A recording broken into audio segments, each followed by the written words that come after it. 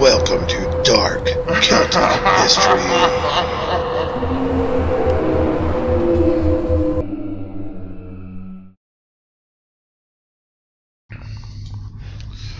Stoor Worm, ORKNEY'S dragon. Now, Vikings, they played a huge role in the medieval history of the British Isles.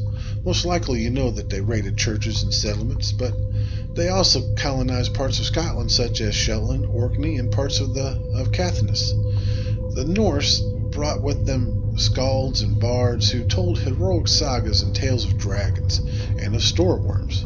You may never have heard of the Stoor Worm. However, it seems likely that Stoor Worm made its way into Scottish folktales via Viking lore.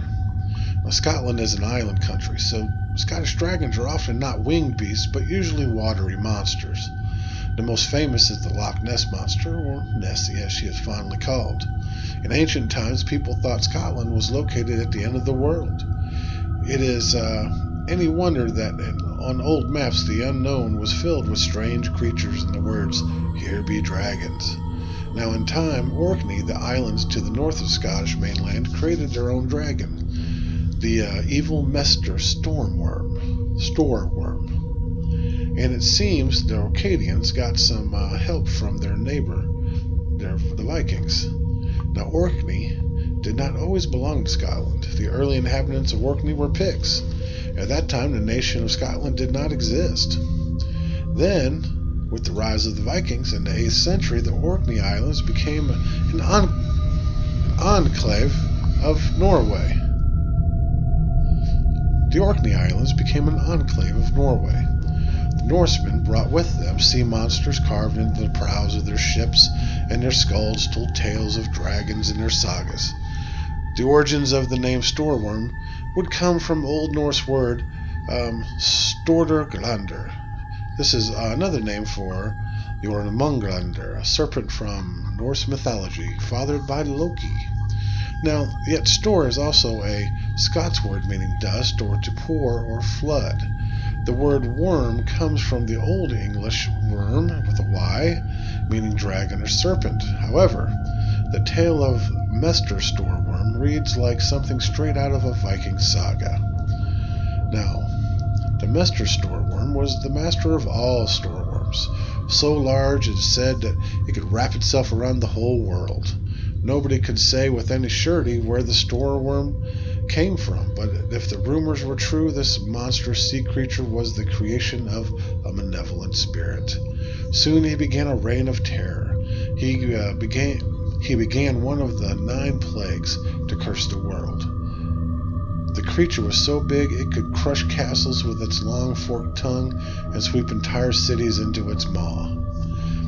Ships crackled like eggshells before its monstrosity.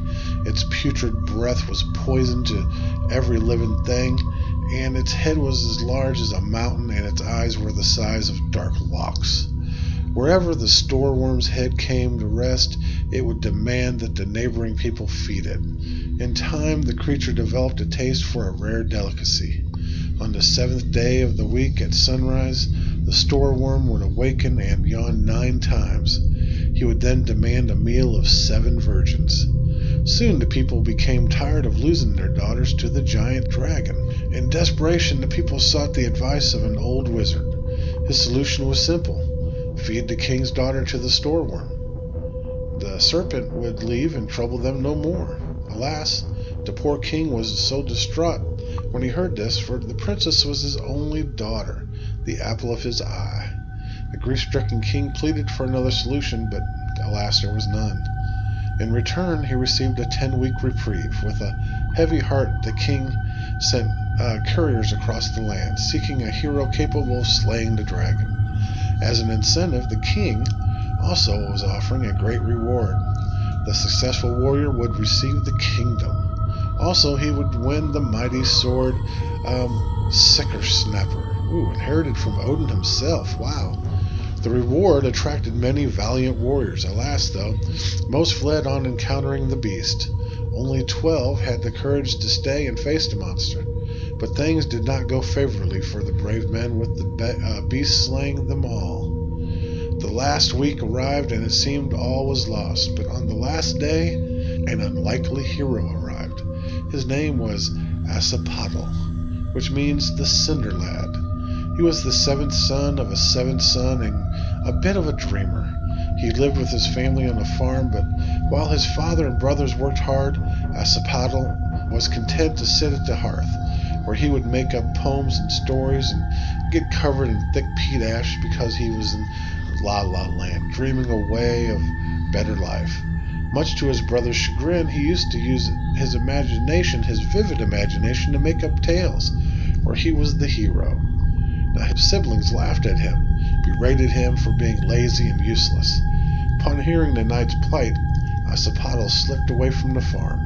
He escaped to his little boat, armed only with a bucket containing a smoldering peat from his hearth.